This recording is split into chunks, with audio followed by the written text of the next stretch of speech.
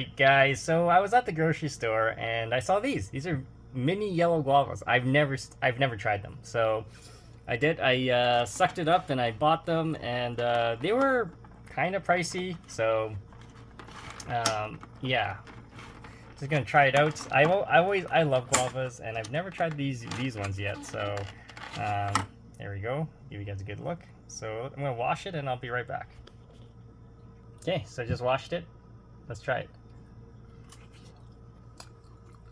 Okay, so whoa, the aroma is really nice, but these aren't as juicy as the bigger ones are, but the aroma is really good.